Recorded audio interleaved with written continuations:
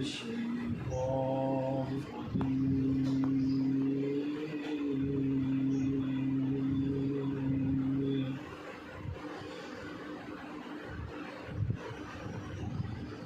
بسم الله الرحمن الرحيم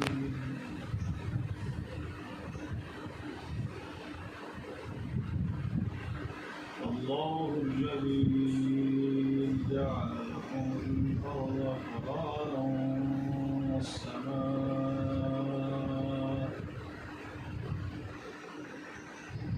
والسماء بناء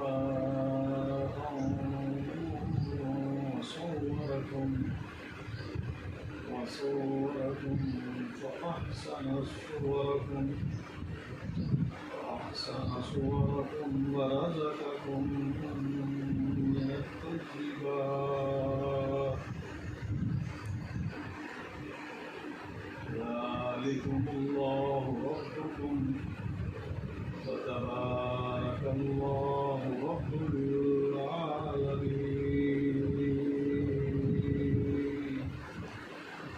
فتبارك الله رب العالمين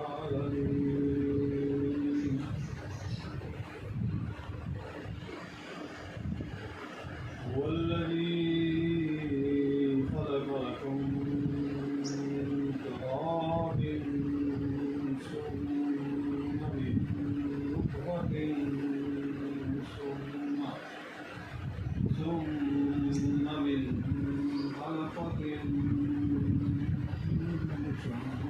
ثم يخرجكم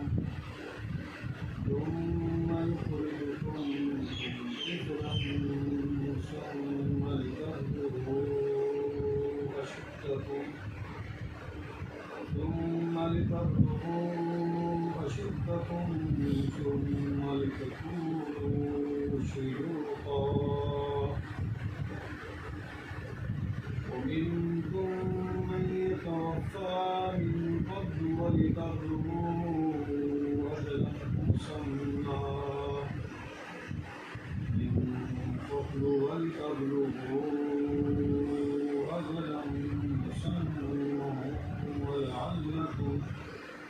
ولعلكم تعقلون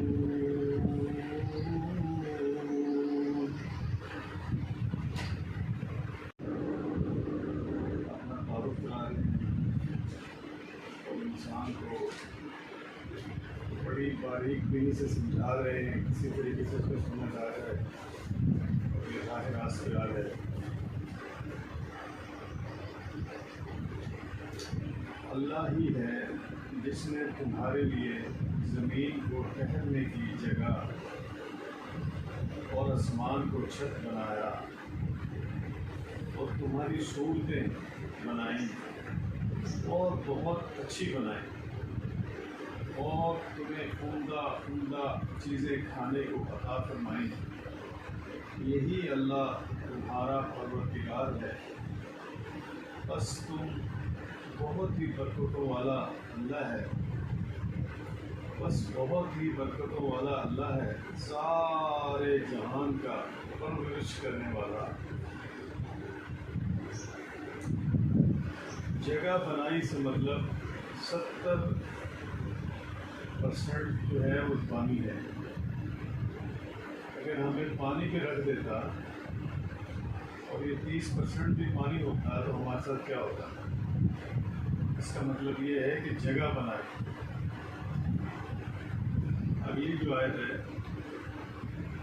اور وہی ہے جس نے تمہیں مٹی سے، پھر نطفے سے، پھر خون کے لوتھڑے سے پیدا کیا، پھر تمہیں بچہ کی صورت میں نکالتا ہے، پھر تمہیں بڑھاتا ہے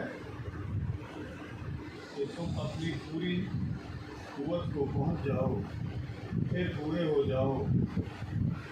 تم میں سے بعض اس سے پہلے ہی فوت ہو جاتے ہیں اور وہ تمہیں چھوڑ دیتا ہے تاکہ تم مدت معین تک پہنچ جاؤ، تاکہ تم سوچ سمجھ لو۔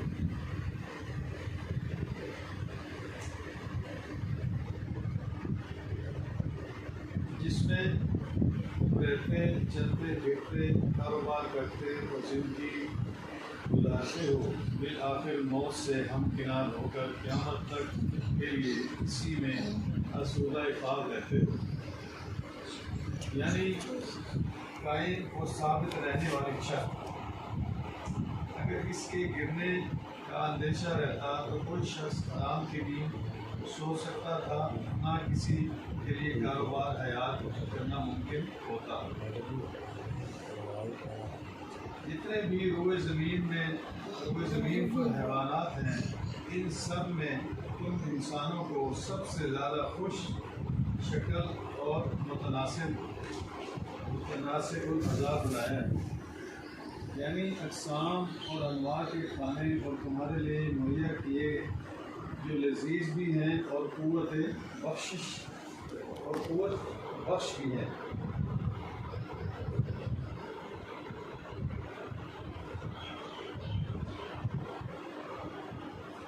یعنی تمہارے باپ آدم علیہ السلام کو مٹی سے بنایا، ان کی تمام اولاد کی مٹی سے پیدا ہونے کا متزلزم، پھر اس کے بعد نئی انسانی کی تسلسل اور اس کی بقا و تحفظ کے لیے انسانی تخلیق کو نطفے سے وابستہ کر دیا۔ اب ہر انسان اس نطفے سے پیدا ہوتا ہے اور سرد بدر سے اور رحم مدر سے جا کر قرار پکڑتا ہے۔ سوائے حضرت عیسیٰ علیہ السلام کے، ان کی پیدائش معجزانہ طور پر بغیر باپ کے ہوئی، جیسے کہ قرآن کریم کے بیان کردہ تفصیلات سے واضح ہے اور جس پر امت مسلمہ کا اجماع ہے۔ یعنی ان تمام کیفیتوں اور خطوات سے گزارنے والا وہی اللہ ہے، جس کا کوئی شریک نہیں۔ یعنی رحم مادر میں مختلف ادوار سے گزر کر باہر آنے سے پہلے ہی ماں کے پیٹ میں، بعض بچپن میں، بعض جوانی میں اور بعض بڑھاپے میں قبل کی کہولت میں فوت ہو جاتے ہیں۔ یعنی اللہ تعالیٰ یہ اس لیے کرتا ہے تاکہ جس کی جتنی مرضی، جس کی جتنی عمر اللہ نے لکھی ہے وہ اس کو پہنچ جائے اور اتنی زندگی دنیا میں گزار لے۔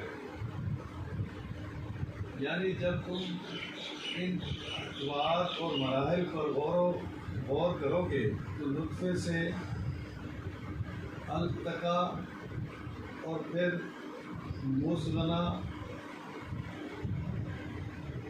مضغہ، پھر بچہ، پھر جوانی، کہولت اور بڑھاپا، تو تم جان لو گے کہ تمہارا رب بھی ایک ہی ہے اور تمہارے معبود بھی ایک ہی، اس کے سوا کوئی معبود نہیں۔ علاوہ ازیں یہ بھی سمجھ لو گے کہ جو اللہ یہ سب کچھ کرنے والا ہے، اس کے لیے قیامت والے دن انسانوں کو دوبارہ زندہ کر دینا بھی مشکل نہیں، اور وہ یقیناً سب کو زندہ فرمائے گا۔ 9 ماہ کے پیٹ کے اندر رکھ کر پالنا، لکھ سکھ درست جگہ پر بنانا۔ قرآن کہتا ہے کہ 3 اندھیروں میں ہم نے اس کو پالا، یعنی 1 ماہ کے پیٹ کا اندھیرا، دوسرا رحم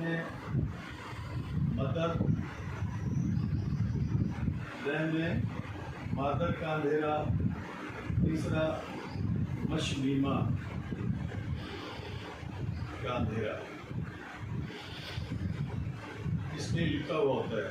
اس طرح 3 اندھیرے قرآن نے کہا فی الظلمات الثلاث۔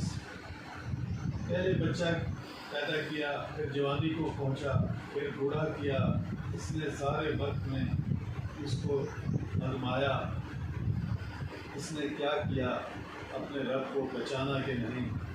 اگر پہچانا ہے تو بڑا استقبال ہوگا اور یہ خوش ہوگا، اور اگر نہیں پہچانا تو پھر بدبختی ہی بدبختی اس کے لیے۔ اب جب